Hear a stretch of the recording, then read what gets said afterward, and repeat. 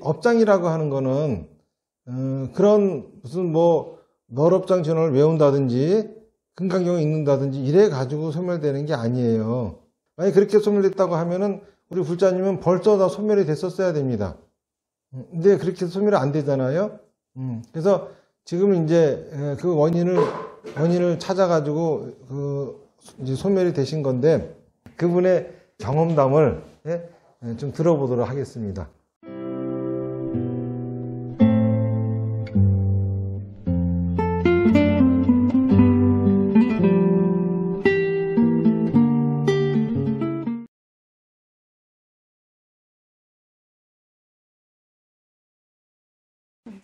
반갑습니다. 오늘 발표를 하려니까 긴장도 되게 화장실 좀 가고.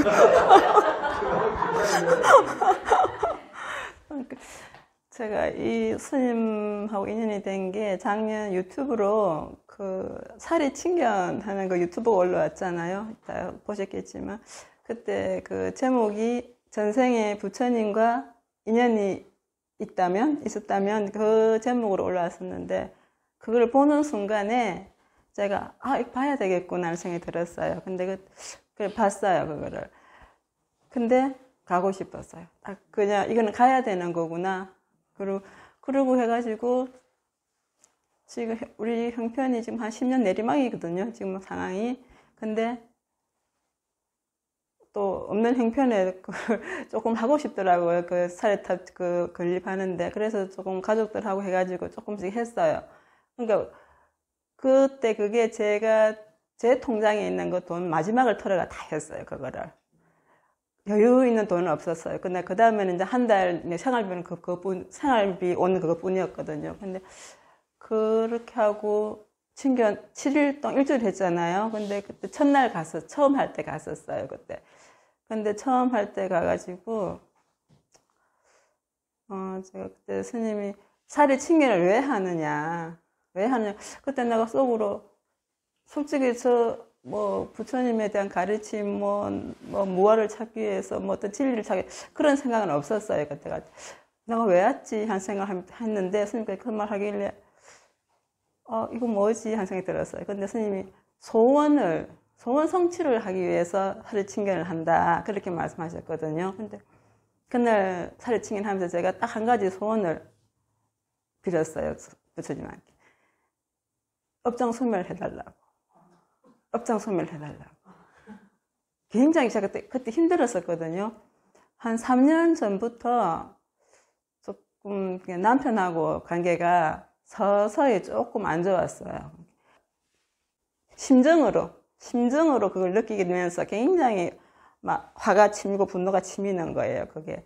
그런 일을 해가지고 한 3년 전부터 강도가 서서히 높아지면서 한 1년 전, 작년 그때 딱 사리 친견할 그때는 굉장히 그게 아주 최고조에 달할 정도로 그때 1시간 동안 그 사마타를 했거든요. 근데 하면서 화가 너무 많이 올라가지고 순간적으로 내가 정말 항아리가 옆에 있다면 남편을 정말 내려치고 싶을 정도로 그런 화가 막 올라오는 거예요. 그때 스님께서 어떤 생각이라도 해도 된다. 그렇게 말씀하셨거든요. 그래서 내가 그 생각을 나는 안 하려고 하는 것도 아니고 그대로 놔뒀어요. 그냥 내가 분노가 일어나는 그대로.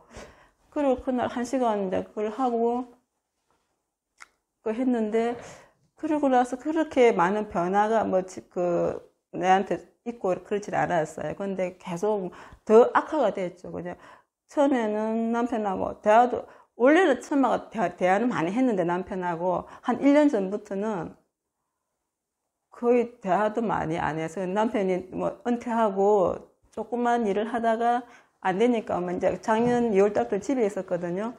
집에서 컴퓨터 하는 방에 그냥 있으니까 하루 종일 같이 있는데 대화가 점심시간 되면 밥 먹자. 그 말밖에 안 하고, 식사시간에 가는 그거밖에 없었어요. 근데 일부러 안 하려는 것도 아니고, 한데, 자연스럽게 그렇게 돼버려요. 그러니까 왜 그러냐니까, 그 일을 자꾸 내가 하루에도 몇 번씩 생각을 하고, 화가 올라오면은, 내 인상이 바뀌면서, 남편은 전여신데요. 남편이 하는 말에, 니는 하루에도 몇 번 얼굴이 바뀐다고. 그러니까 그걸 내가 어떨 때는 말로써 굉장히 악담을 하는 거예요, 남편한테. 내 스스로도 이걸 상상할 수 없을 정도로 자꾸 그 도수가 높아지는 거예요. 처음에는 조금 뭐 약간 순한 말로 이렇게 하다가 나중에는 정말 어떤 때는 나도 감당이 안 되고 하고 나서도 내가 왜 이런 말을 했지 하는 그럴 정도로 막 그게 되면서 지금 화가 치미는 거예요. 근데 그러니까 남편이 이제는 가정사에 무슨 얘기를 해도 짜증을 내는 거예요. 그러니까 대화가 더 안 되는 거예요.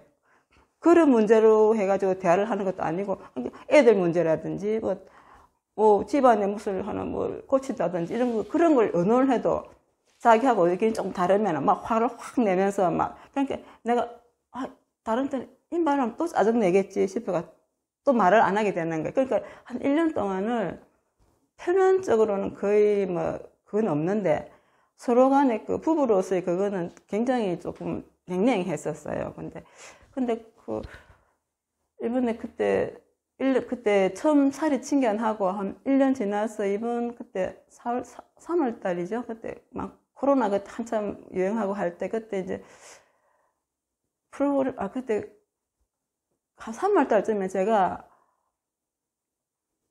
진짜 저를 미친 듯이 이절 갔다가 저를 갔다가 굉장히 많이 다녔어요. 그때 그러니까 내 마음이 굉장히 불안해가 의지처 같은 이런 걸 막 찾으려고 그때 가면서 남편은 생각에 말을 안 했지만 당신이 없어도 내 혼자 간다 막 이런 생각으로 굉장히 많이 다녔어요. 그런 근처에 한번 저희 총무님께서 전화를 한번 주셨어요. 그냥 잘 계시냐고 하면서 그리고 그냥 잘 있다고 하면서 했는데 그 다음에 스님께서 한번 또 전화를 주셨어요. 근데 별다른 말씀 없으시고 그냥 잘 계시냐고 네 그래요 잘 있습니다 하면서 그러니까 그 다음에 한번 그 다음 날인가 상해 친견하는 날이었어요. 그래서 그 순간에 내가 살해 친견을 한번 해야 되겠구나 하는 생각이 들었어요. 그래서 제 혼자 왔어요. 처음에 할 때 남편하고 같이 왔었는데 근데 그날 친견을 하러 와서 스님이 법문하실 때 무슨 말씀을 하셨냐면 우리가 불법승 삼보에 기합니다 하잖아요. 제일 처음에 부처님께 기합니다 하는데 항상 절에를 가는 게 부처님이 계셔서 간다.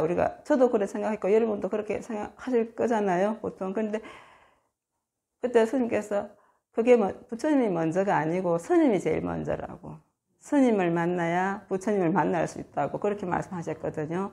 근데 그 말이 굉장히 마음에 와닿았어요. 그러면 또 스님을 만나야 성가가 있어야 부처님을 우리가 가르침을 받을 수가 있는데 하면서 그 생각이 들면서 스님을 믿어야 되겠구나. 그러면서 그때 스님께서 이 프로그램 얘기를 하셨어요, 그날. 근데 그날은 이 프로그램을 해야 되나 하는 그 생각 안 했어요. 근데, 당연히 스님을 먼저라는 그 생각은 굉장히 가슴이 많이 남았거든요. 근데, 그 다음에 집에 가서 얼마 있으니까 이 프로그램 한다고 그게 올라왔어요. 유튜브에 그게 올라왔어요. 근데 그 유튜브 보는 순간에, 이거는 내가 해야 되겠구나. 그때는 내가 내한테 문제가 있구나 인식을 하게 됐어요. 그때 이게 내가 좀 잘못되가 있구나 생각을 하게 됐어요. 그래서 이걸 하게 됐는데 그때 이제 처음 할 때 이거는 누구하고 상담도 못 하고 이게 예민한 문제잖아요. 이거를 뭐 누구한테 남편 흉도 되거니와 내 흉도 되잖아요. 말도 못 하고.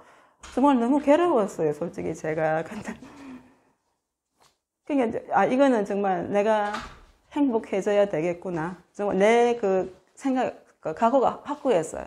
이 프로그램을 통해서 내가 이걸 좀 벗어나야 되겠구나 생각 확고했어요. 그러니까 처음 이제 사마타를 할 때,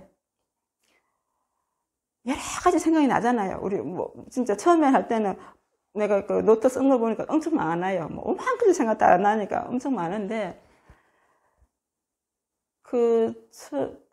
처음에는 아버지 엄마가 안 나왔는데, 조금 아마 아버지 엄마 생각이 좀 뒤에 나왔던 것 같아요, 내 생각에. 근데 아버지 생각이 나고, 엄마 생각은 한 번인가 두 번인가 났어요. 근데 스님께서 그걸 탁 이렇게 진단을 하셨어요. 뭐냐면 아버지가 내가 어릴 때, 우리 부모님 세대들이 다 70년대 다 힘들게 사셨잖아요. 열심히 일하시고. 근데 아버지가 직장에 퇴근하시고 술 한잔 하시고 오면 술을 한잔 하시고 소리를 굉장히 크게 내셨어요. 어린 마음에 그게 굉장히 불안했어요, 그게. 엄마가 아버지 오늘 늦게 오신다 이러면은 그때부터 마음이 좀 불안했던 것 같아요, 그게.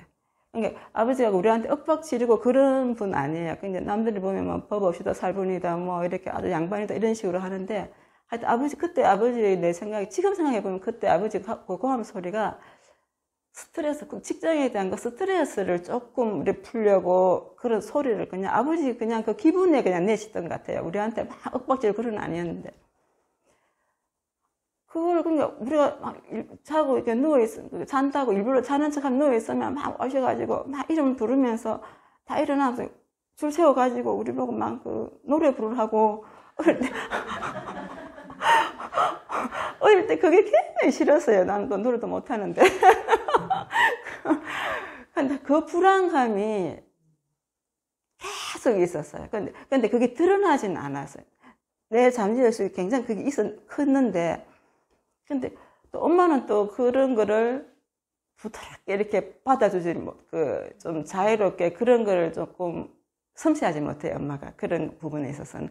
그러니까 엄마는 그냥 아들 선호하고 하니까는 막, 아들한테만 막 하고, 좀 딸에 대한 좀 그런 거에 또 섭섭한 것 같은 게 많이 있어요. 근데 선생님 진단하시기를 근본 의지처에 없었다. 근본 의지처가 없었다. 그래서 불안감이 있었다. 그러는 거예요. 근데 그게 겉으로 이렇게 드러나고 막 이런 건 아니었는데, 내면적으로는 굉장히 컸던 것 같아요. 지금 생각해도, 내가 생각해도 그래요, 그게. 근데 그런 상태에서 아무 이상 없는 것처럼 해가지고 결혼을 했는데, 근데 아버지가 엄마를, 그러니까는 보호를 해주지 못했어요.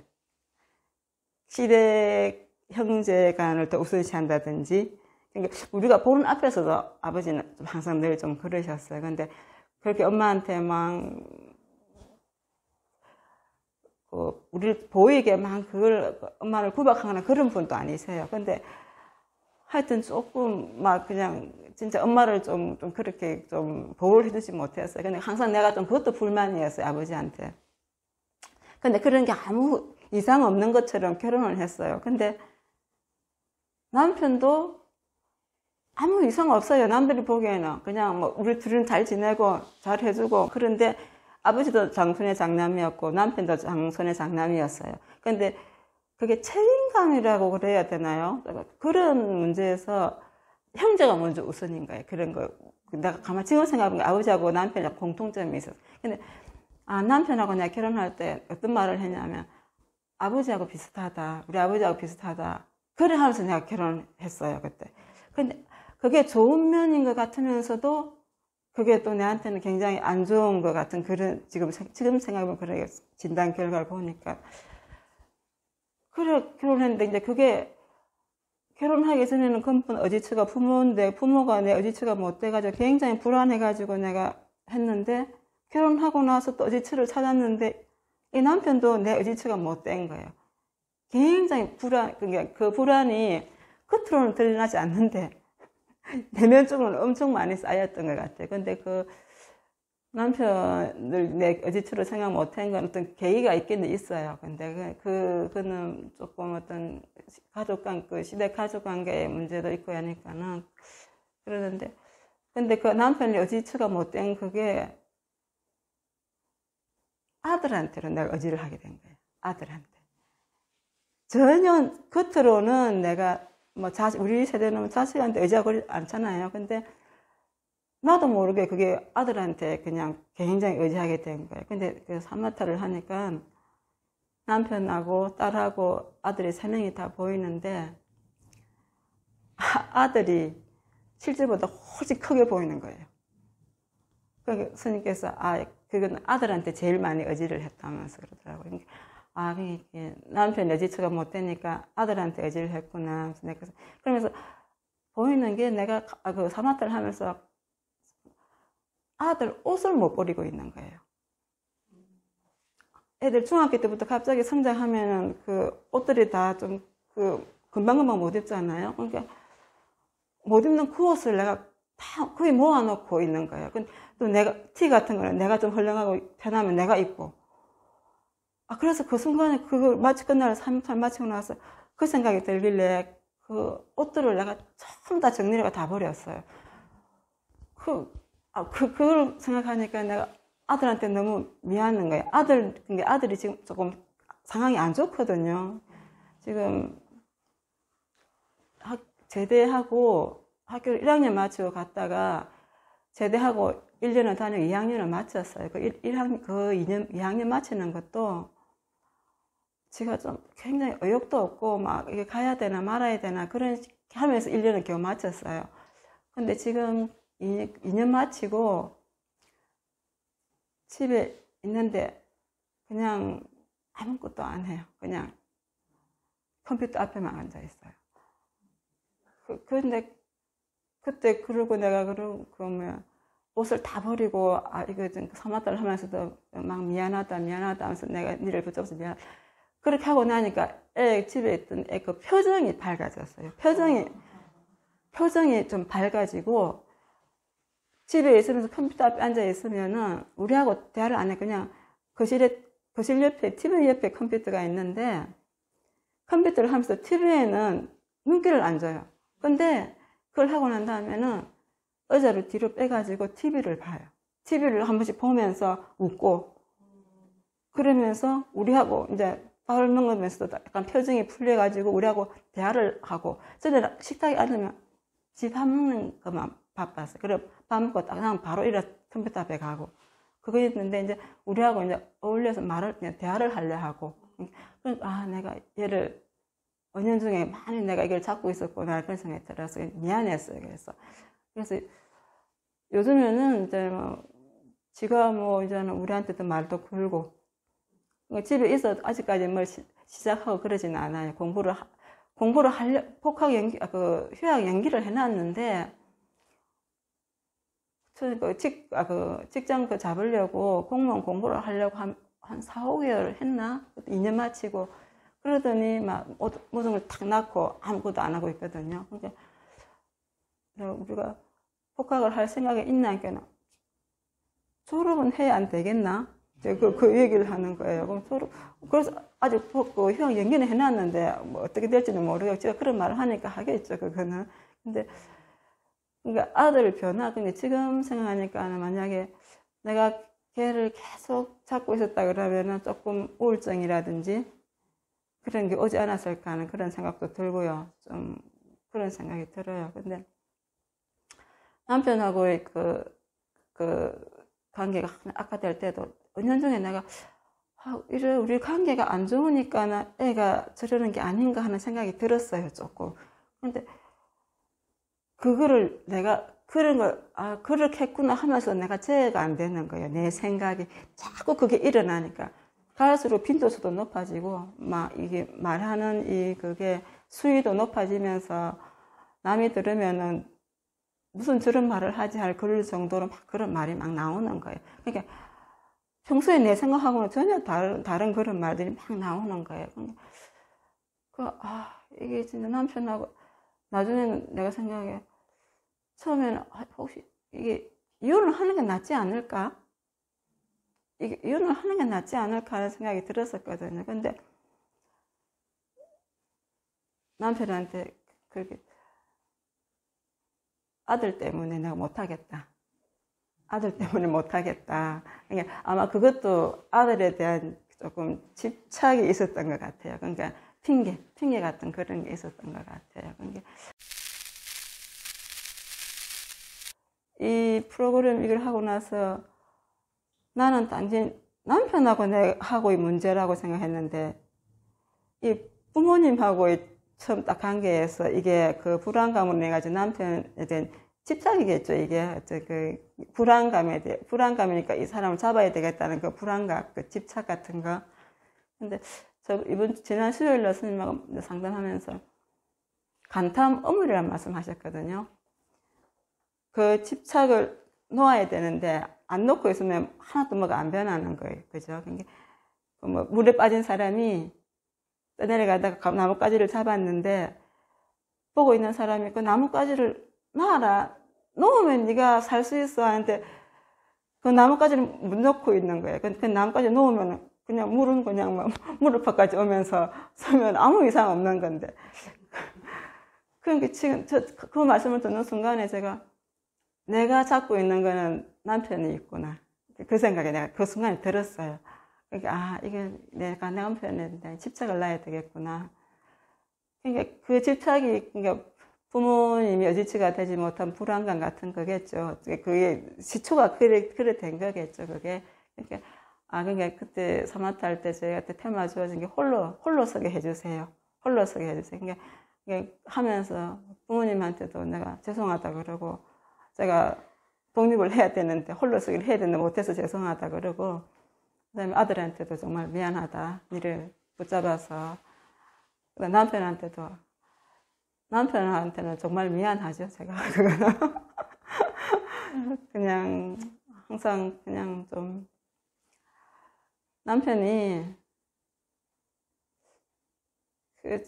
같이 이렇게 10년 동안 제가 기도하면서 같이 제가 처음에는 혼자 기도하고 있는데 나중에는 남편이 같이 기도하고 했거든요. 한 5년 정도 했거든요. 근데 한 3년 전부터 내가 그게 서서히 이제 심해지다 보니까 나를 보니까 불교를 못 믿는 거예요. 그러니까 네가 그렇게 열심히 기도하고 했는데 지금 이게 뭐냐?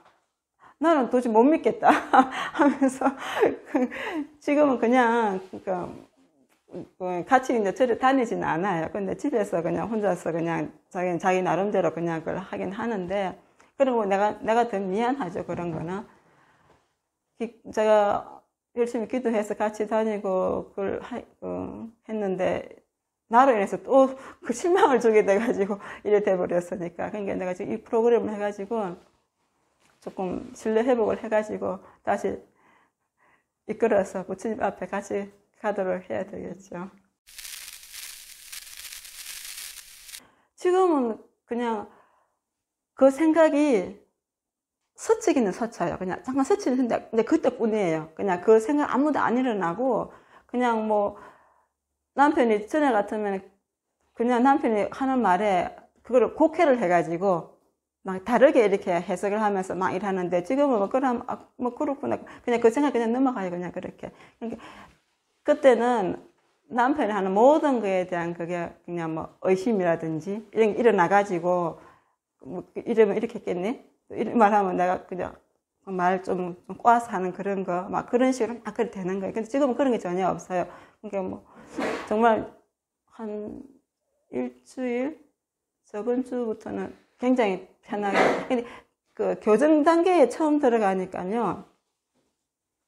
또 거꾸로 가는 것처럼 또 거꾸로 가는 것처럼 또 막 그 분노가 처음에 막 올라왔어요. 내가 속으로 이거 거꾸로 가나?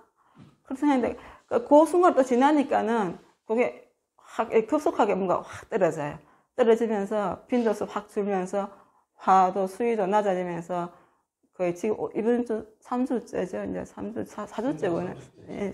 3주니까 이제 지금은 거의 그 분노가 일어나지 않아요. 분노가 일어나지가 않고 막 그 생각이 전에 한번 생각이 스치면 그거를 막 내가 잡고 있는 그 생각을 잡아가지고 오만 생각 다 하는 거예요. 그냥 내가 내 화를 못 이기는 거예요. 그때. 근데 지금은 그 생각 자체 안 나니까 너무 좋아요. 날아갈 것 같아요. 그냥 내가 내 문제 인식이 돼가지고 이걸 시작했으니까 그게 생각이 안 나니까 너무 좋아요. 스님께서 남편하고 대화하는 거를 잘 생각해가지고 쓰라고 했는데 무슨 대화를 할 때 아니 내가 그렇게 아니라고 해도 왜 그걸 못 믿냐고 그러는 거예요. 근데 내가 그때는 그 전에는 이 프로그램을 하기 전에는 절대 안 믿었어요. 그러니까 그때 내가 무슨 말 본인이 그런 사람 절대 그런 말 안 해. 본인이 안 그런 사람 절대 나 그런 사람 아니야. 그때 막 그런 말 안 해. 근데 그런 생각 안 하고. 근데 그때 딱 그 생각 들길래 그때 속으로 순간 이 사람이 거짓말쟁이가 아니구나. 그런 생각이 들었어요. 근데 지금은 정말 날아갈 것 같아요. 그 분노가 안 일어나는 그게. 그러니까 진짜 스님이 종교는 행복을 지도라고 말씀해 정말 행복을 찾아가는 것 같습니다. 제 마음이 편하니까 너무 날아갔고 너무 좋습니다. 감사합니다. 제가 이제 정리를 해드리면은 아까 말씀하셨다시피 이제 남편분의 외도가 의심이 되면서 상당히 이제 부부 갈등을 심하게 겪고 이제 이게 이제 가장 고민이셨던 거였었거든요.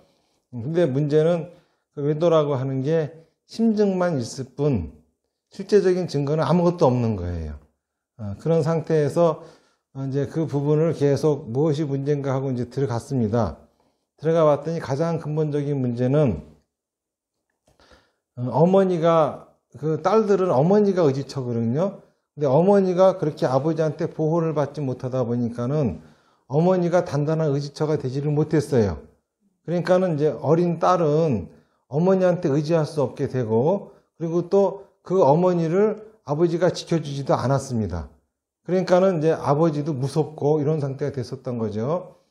그런데 이제 결혼하게 되면은 이 근본 관계가 부모와 자식에서 부부로 바뀝니다. 그런데 특이하게도 아버지하고 비슷한 분하고 결혼을 하셨어요. 그러다 보니까 이분도 별로 부인을 지켜주시는 분이 아니에요. 그러니까 불안하겠죠. 그 불안함이 남편을 잃을지도 모르겠다라고 하는 이제 불안감으로 차지하게 만든 거죠. 그런데 사실은 그 부분은 남편의 외도의 문제가 아니라 그 전부터 알 수 없는 막연한 불안감이 문제였거든요. 그 불안감을 해소하시기 위해 가지고 절도 그렇게 열심히 다니시고 아주 불교에 기여하셔가지고 공부도 그렇게 많이 하시고 아주 열렬한 그런 종교 활동을 하셨었죠. 여기서 아시다시피 업장이라고 하는 거는 그런 무슨 뭐 널업장 전원을 외운다든지 금강경을 읽는다든지 이래 가지고 소멸되는 게 아니에요. 무슨 생각인지 아시겠습니까? 만약 그렇게 소멸됐다고 하면은 우리 불자님은 벌써 다 소멸이 됐었어야 됩니다. 근데 그렇게 소멸이 안 되잖아요. 그래서 지금 이제 그 원인을 찾아가지고 이제 소멸이 되신 건데 남편이 의지처가 되지 못하다 보니까는 그 다음에 이제 아들한테 엎혀버린 겁니다. 그러니까는 당연히 어머니는 의도적으로 그런 건 아니지만은 그런 걸로 인해 가지고 아들도 그쵸? 힘이 빠지고 자기 일을 잘 할 수 없는 상태가 되게 된 거죠. 아마 치유를 하시고 난 다음부터 아드님이 앞으로 많은 변화가 있지 않겠느냐 하는 이제 생각이 들어요. 그리고 아드님뿐만이 아니라 따님도 똑같이 불자님이 엎여 있었기 때문에 따님한테도 상당히 나쁜 영향이 있었을 거라고 생각을 하거든요. 그러니까는 이런 거에서 보다시피 업장이라고 하는 거는 이렇게 무서운 겁니다. 무슨 말인지 아시겠습니까? 근데 이거는 누가 나쁜 게 아니에요. 아픈 거지. 그리고 우리 불자님과 같이 이 근본 관계가 부실한 거는 한국 여자들한테 많이 나와요. 왜냐하면은 요즘은 그렇지 않지만 예전에는 아버지가 세고 어머니가 약했어요. 근데 보통 아이들은 어머니가 의지처입니다. 그런데 아버지가 세다 하더라도 자기 부인을 사랑하고 자기 부인을 지켜주는 그런 사람이라고 한다면 모르겠지만은 그렇지 않은 상태. 우리 옛날에 보면은 신사복 쫙 빼입은 그쵸? 구두 번쩍번쩍하는 옷을 입은 남자가 앞에 걸어가고 뒤에 뭐 짊어지고 하나는 메고 하나는 끌고 하면서 같이 가요 하면서 쫓아가는 이거 옛날에 많이 보던 모습이죠. 이런 상태에서는 그 집에 태어난 딸들은 보통 그쵸? 의지처가 부실하게 됩니다. 의의를 많거든요. 부실하게 되게 되면은 그 부분이 결혼 생활에 많은 영향을 미치게 되고 그리고 그 업장은 또 자식들한테까지 옮겨가면서 계속 그 악순환을 거듭하게 만드는 거죠. 그래서 업장은 반드시 소멸돼야 되고 그리고 우리 불자님 같은 경우 지금 이제 업장이 소멸이 되셔가지고 교정 단계에서 지금 그런 말씀을 이제 듣다 보면은 저도 참 많이 좋아하셨구나 이제 그런 생각이 듭니다. 그래서 오늘 우리 불자님 덕분에 다른 분들도 구체적으로 업장 소멸이 어떤 것인지, 뭐가 어떤 상태가 되는 것인지, 그러니까 하늘에서 무슨 기적이 일어나고 있잖아요. 뭐 그런 이상한 일 생기는 거 아닙니다. 아주 그냥 당연한 일들이에요. 그런 일들이 이제 벌어지는 거죠. 그래서 발표해 주셔가지고 다른 분들한테 큰 도움을 주셔서 감사합니다.